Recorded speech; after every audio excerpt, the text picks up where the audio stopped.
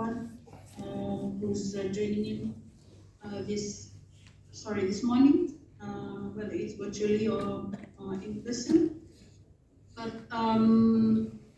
also, I would like to thank especially Naomi for the assessment that was done, I think in 2020 in Fiji, where discussions will be about women with disabilities not accessing or the challenges that women with disabilities face in terms of accessing SRH services, and also, as Sophia has mentioned, the different type of barriers that these women face, women with disabilities and young people face in the communities. In Fiji, one of the main barriers that is challenging to change is the attitudinal barriers. It begins at the family level, then at the community level, and then at a broader level, where, as mentioned, that a woman with a visually impaired is beloved and challenged by the community of having a disability and being pregnant. So in terms of the attitudinal barriers, it's the attitude of people. How do people in the community see women with disabilities getting pregnant? And also other barriers is that if a woman with a disability tries to access contraceptions, it's the way the community looks at her. When you are going to access contraceptions, whether it's at the health center or the hospital or a SRH clinic, the mindset of the community will be, oh, she's getting contraception, so that means she's having sex. And then another barrier is that in one of the discussions that was, I think it's highlighted in the report, is that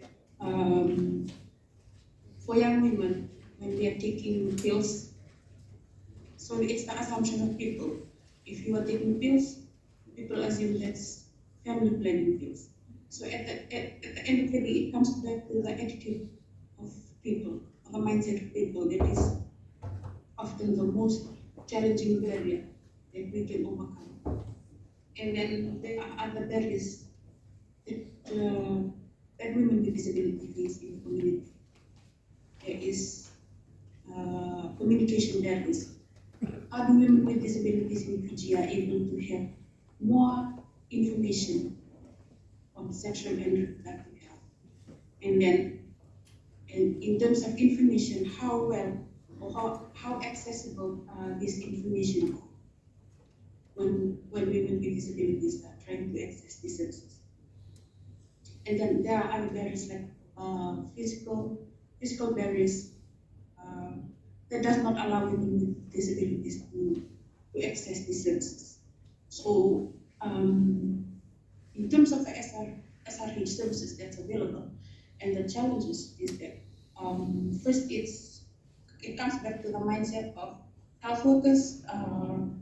We have had experiences of women with disabilities that do not want to access the health services. It's mainly because the attitudinal barrier or the attitude of health workers, seeing them as a woman with disability, trying to access the services, whether they are pregnant or whether trying to get contraceptions. So the main barrier that we face as women with disabilities in Fiji is attitudinal barriers. And then in terms of accessing the clinic, that's another barrier. If the clinic is not accessible, whether it's at the hospital or because there are areas that SRH clinics is not available, so women access this through the health centers. So how accessible is the health center for women with disabilities to access these services? And it comes back to when women with disabilities access these services, how do the communities look at women with disabilities in accessing these services? So those are some of the barriers. And then it comes back to what my other colleagues have been talking about in terms of, autonomy. How do women with disabilities or young people in Fiji are able to make their own choices of getting contraceptions or family planning or just getting a regular checkup in terms of SRH services. And in terms of communication barriers, how well our health workers or health people are able to communicate with persons with disabilities that come into the clinic. And I think in earlier, one of the earlier speakers I have mentioned is that at times when a woman who's visually impairment goes into the hospital for accessing services, when they are going with their support person, uh, the person who will be serving will talk to the carer or the support person instead of talking to the woman with disability themselves. So this is some of the little bits, the barriers that we as women with disabilities face here in Fiji in terms of accessing these SRH services. Thank you, Sophia. Thank you so much, Anna. And thank you, Freddie and Tina, for sharing these key ideas about the barriers, attitudinal communication, legal barriers that are impacting access to fundamental services for women and young people with disabilities, and especially in relation to their autonomy and also to their access to SRHR and TDD services. But to share more reflections about these issues from a regional perspective, I would like to give the floor to our colleague Angeline Tan from the Pacific Disability Forum to tell us a little bit more about how these trends that we have identified in Fiji, Samoa, and Vanuatu are also somewhat replicated across other countries in the region. Angie, please, the floor is yours. Thank you, Sophia. Good morning, distinguished guests, colleagues, ladies and gentlemen. The Pacific Disability Forum was proud to be part of this project, supported by UNFPA and working on it together with our organizations of persons with disabilities in the three project countries, which is Fiji, Samoa, and Vanuatu, and supported by Women Enable International. I guess the regional findings is no difference for which my colleagues have shared, the lead researchers in these three countries. And one thing I would like to allude to is the Convention on the Rights of Persons with Disabilities talks about all human rights for all persons with disabilities.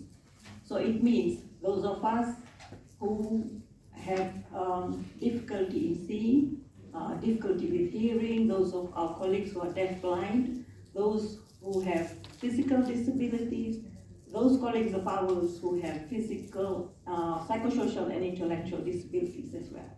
So as you heard from the lead researchers, these different diverse impairment groups share their challenges when accessing SRHR services.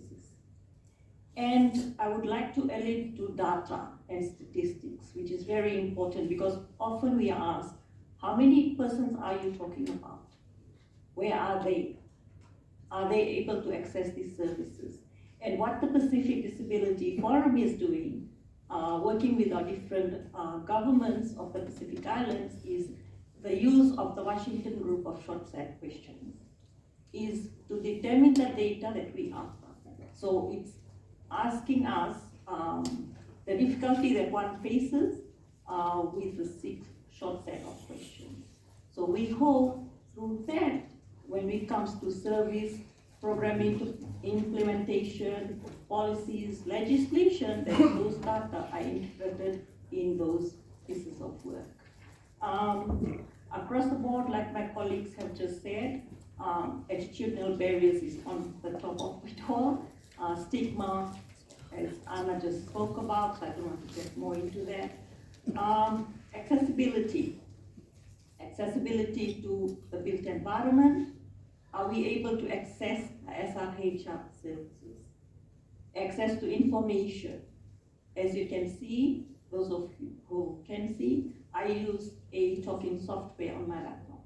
Without this, I cannot access information that's given to me in print.